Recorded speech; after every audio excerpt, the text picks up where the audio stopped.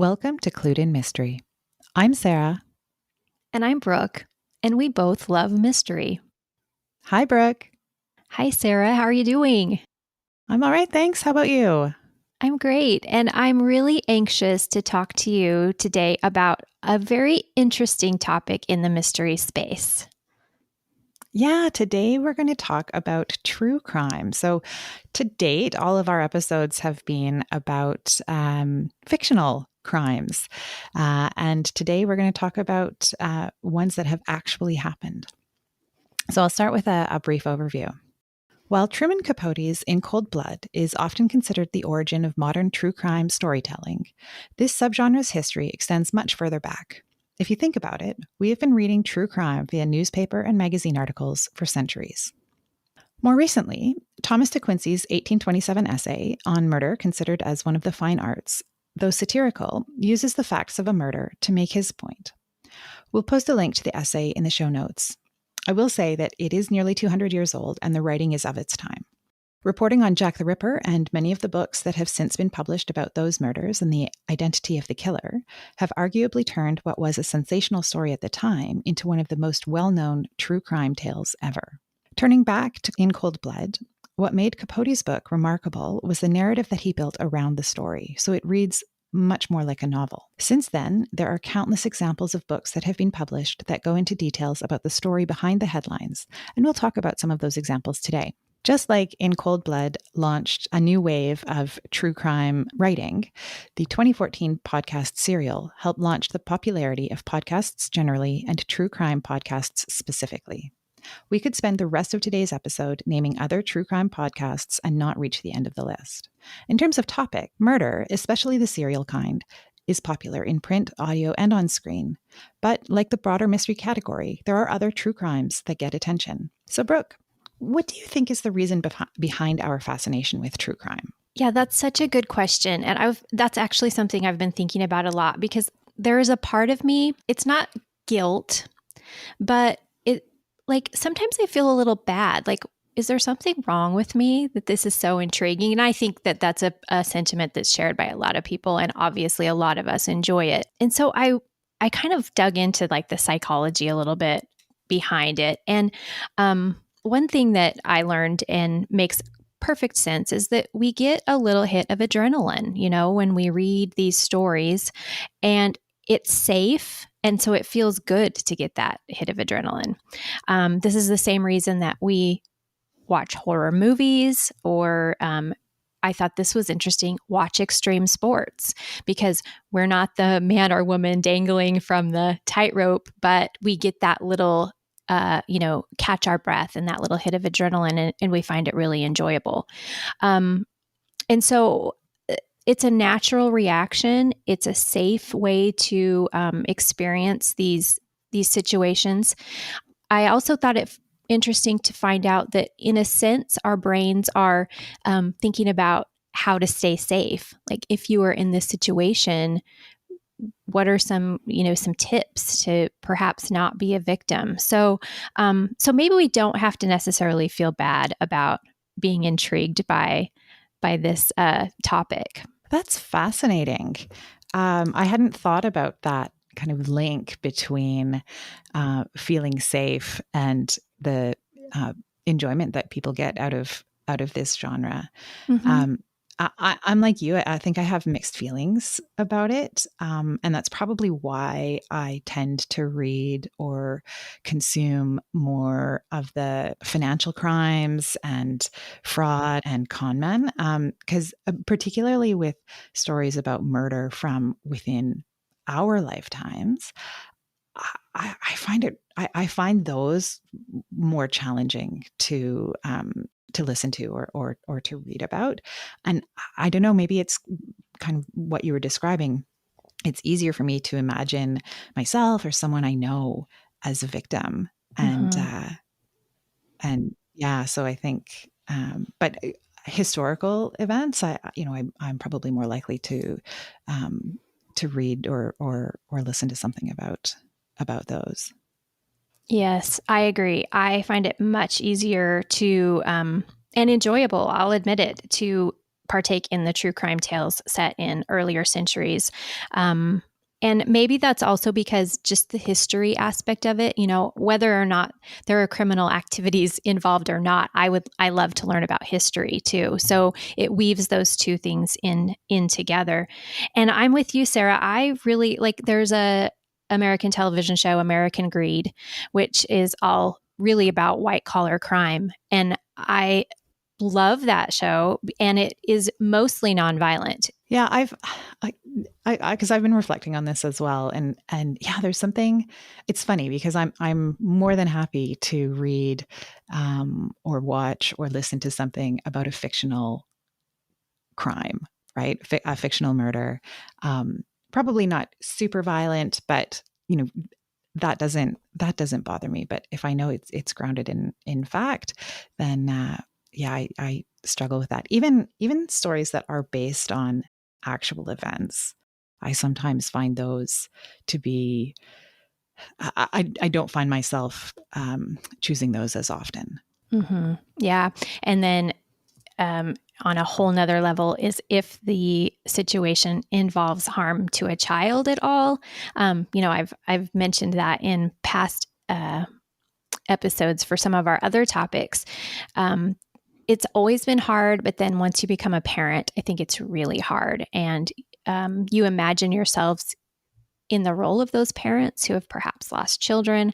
And I just have a really hard time going there on those shows or those books. I listened to an episode of the Wisecrack YouTube channel. The title of the episode was The Bizarre Appeal of True Crime. And I liked that they referred to the invention of the printing press and the fact that when the public executions were still taking place, when they were started to be able to print these gallows pamphlets, they called them, so they could hand out these papers that described the crime and the reason why the person was being punished and hung. And so they were referring to these as kind of true crime beginnings, because it let the people kind of have this inside scoop of what the person had done. And they were also cautionary tales, like, you don't want this to happen to you. So I thought that was an interesting parallel, and maybe similar to the way that we feel when we listen to or watch some of these, and that idea, like I referenced earlier, like how to survive or how not to be a victim. That is so fascinating, Brooke. And I guess it makes sense because hangings were public and really, a cautionary tale for people. And what you were just describing reminds me of an article that I read that talked about in the late 19th century in Paris, people being able to visit a morgue and see the bodies that were there on display. And people spent time trying to figure out, what might have caused that, this person to die or this person to die. So not necessarily true crime, but certainly a reflection of people's fascination with death. Absolutely. Yeah, I've heard a little bit of that about that myself, and I thought that it was so fascinating, really macabre, and maybe a little soothing to know that we're not the first generation to be so enamored with, speculating what happened to these people and how the story went down. It's just fascinating. In preparation, I was looking at some of the old true crime cases and was really intrigued to learn that this is a case I'm not familiar with, but the murderess is Lizzie Halliday, and this was in the 1890s, which is interesting because it's right in line with the Lizzie Borden era. But apparently, people were so intrigued and enamored with this case and learning more that they went in and literally dismantled her home piece by piece, these tourists wanting to take a little bit of the story home with them. So I'm going to have to learn more about the Lizzie Halliday case. I would be super curious to learn about how police managed to investigate that if all of the household belongings were taken away. Precisely. And it also reminds me of like how very little control there was of a crime scene. And that definitely happened in the Lizzie Borden case too. Like, I think even that afternoon, different people in town were wandering around because they wanted to get a look at the blood stains and where the bodies had been. And you just think, oh my goodness, these crime scenes were contaminated and ruined. And yeah, I don't know how those police officers did their jobs back then. And I think that probably does speak to some of the appeal of the genre. Look at how easily these people got defrauded, right? Mm-hmm. And then, okay, well, that would never happen to me because I would ask the right questions, because I would, I would see the red flags. I'm not going to find myself in that situation. So yeah, I suppose people who are consuming true crime are using it as a bit of a guidebook on how to avoid being a victim. Yeah. And I like what you said because I think we all do that too. We have this little bit of superiority complex like, oh, I would never have fallen for that scam. Or I would never go down that dark alley. What was he thinking?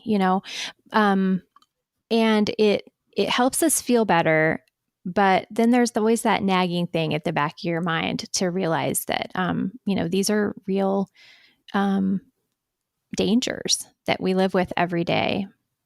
So in the intro, I talked about In Cold Blood. I started rereading that in preparation for our episode. I didn't get through it, but even reading it now, I was again struck at like it is so well written, Mm-hmm. and I can imagine how much of a thing it would have been at the time that it was published, right?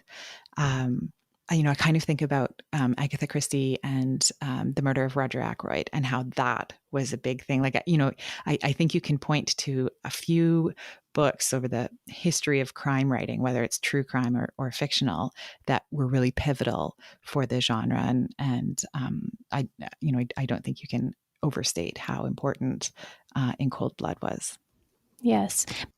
It marked that turn, like you described in the intro, where it's not a news story that's just regurgitating the facts, but it turns it into a narrative. And to my knowledge, that had never been done before. And at least not to the level like you say, the expertise of Capote absolutely changed the landscape and changed what started happening with reporting on those stories and turning them into something that looks more like a fiction book. Professor Mark Seltzer says true crime is crime fact that looks like crime fiction. And I thought that was really interesting that it blurs the lines a little bit for us. And sometimes literally, I know that Capote had a little bit of criticism for perhaps embellishing, but I think that probably was more pointed at that point in time because these things hadn't been done yet. And now we understand that there's going to be a little bit of massaging and nuancing in the way authors tell these stories. They may know that two people had a conversation, and the crux of the conversation, but then they fill in the blanks for us. But no one had done this before, so I think he caught a little heat over doing some of those things. Mm-hmm. Yeah, no, he was. I think you're right. He did receive some criticism. Have you read anything by Erik Larson? Yes, I love Erik Larson. What is your favorite? I think it's Devil in the White City, and I think I've read it twice, if not three times, because he's another like just fabulous storyteller, but the story that he's telling is fact. Exactly. Yes, he's an amazing writer, and I love that and this brings in that history aspect we were talking about. He sets the scene, and you learn so much through his book about what's going on in that point in time. Devil in White City, also one of my favorites, and it's set to the backdrop of the 1893 World's Fair in Chicago. So you're learning about the construction of the World's Fair. At the same time, Holmes is constructing his murder castle, and it's just fantastic. Yeah, no, I highly recommend it. And his books, I've read a couple of his books, and um, I can't think of anyone else who follows the same structure that he does, where he's alternating chapters about the crime with chapters about, you know, setting that context, like you say, of what's happening in society. So another one that I really enjoyed of his was Thunderstruck, which is about Dr. Crippen, who, you know, he murdered his wife and led the police on an international chase.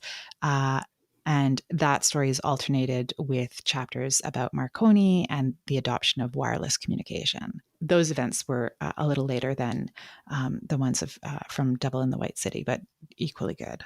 Mm-hmm. Yes, I think you're right too. The switching back and forth between the two topics that are happening simultaneously is such a great narrative device too. And I also felt just as intrigued with both stories, but you really can't wait to get to the next chapter to get caught up on what's happening in the other storyline. So great writer. Yeah, highly recommend any of his stories. And he does have some books that he writes that aren't necessarily true crime, but they do the same thing where they're talking about aspects of history and what's happening at the same time. So in the introduction, I mentioned, I know other types of crime that people can check out if they're like us and maybe not as comfortable reading about true crime murders. Last year, I read Bill Browder's book, Red Notice, which details his experiences with the Russian government and you know, finance, and there is some murder in that, but that's not the crux of the story. But I enjoyed that. And then there are several podcasts. I actually thought this was really interesting that I listen to, or I have listened to several podcasts around fraud and financial crimes. So the Dropout, which is about Elizabeth Holmes, and you know, she's just been, I think, sent to prison for her crimes. There's several podcasts that I listened to about Quadriga, which was a Bitcoin exchange that collapsed when its founder died suddenly, and when they, you know, tried to open up the cold wallets that where the money was stored, it turned out there was nothing there. And so one of those is A Death in Cryptoland, which was produced by CBC, our national broadcaster here in Canada. Billionaire Boys Club, about investment fraud in the 1980s, and Chameleon, which I thought was really fascinating. It was about a scam artist taking advantage of people wanting to get into the entertainment industry. And there's several. Like I could go on and on. I know Netflix, was it Netflix that did the Anna Delvey story, but they actually fictionalized it, right? They did. Mm-hmm. There's so I think I had listened to a podcast about that, and it was meant to be a true crime podcast, and then Netflix, I think, fictionalized it, which is interesting, that kind of blurring of the lines there.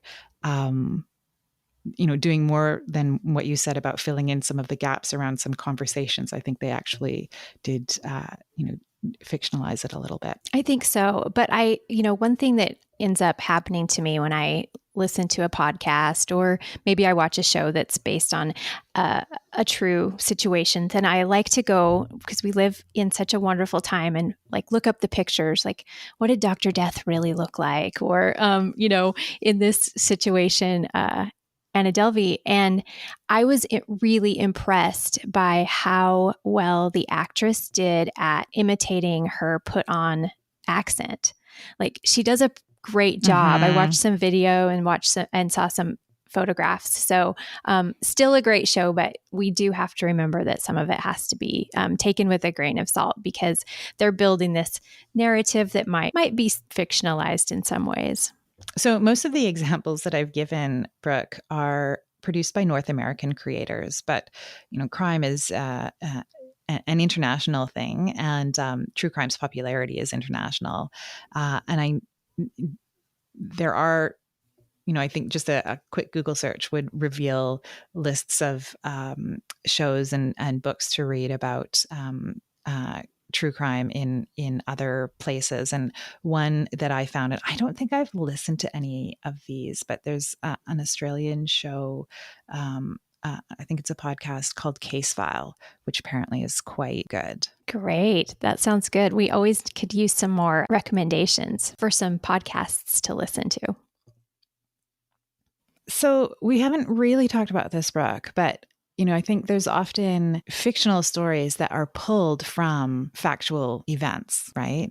A recent example is Louise Penny's most recent release, where she uses part of her story. She uses some details from a mass shooting that happened in Montreal, and she handled that with the utmost respect and care, and says in the author's note how she was in touch with people who were at that event and people who were, family members of victims, to make sure that they were okay with the way that she was talking about that. But I don't know that that's always what happens. Mm-hmm. Yeah. And we've gotten pretty used to seeing in modern times, the based on true story or inspired by true events. So we know that happens a lot in the entertainment and the fiction that we consume now, but actually there's a long history of it. So Poe, I think, took inspiration from actual events and actual murders to write his stories. Yeah. And just this week in some of my research, I found a actual case that inspired Charles Dickens. So I think it would be fun. We'll do some more research, Sarah, and maybe we can do an episode on some of these true crimes that inspired fiction. So it's almost in reverse. Mm-hmm. Yeah, no, I think that would be great. Thank you everyone for joining us today on Clued in Mystery. I'm Brooke. And I'm Sarah, and we both love mystery. Clued in Mystery is produced by Brooke Peterson and Sarah M. Stephen. Music is by Shane Ivers at silvermansound.com. Visit us online at cluedinmystery.com or social media at Clued in Mystery. If you liked what you heard, please consider subscribing, leaving a review, or telling your friends.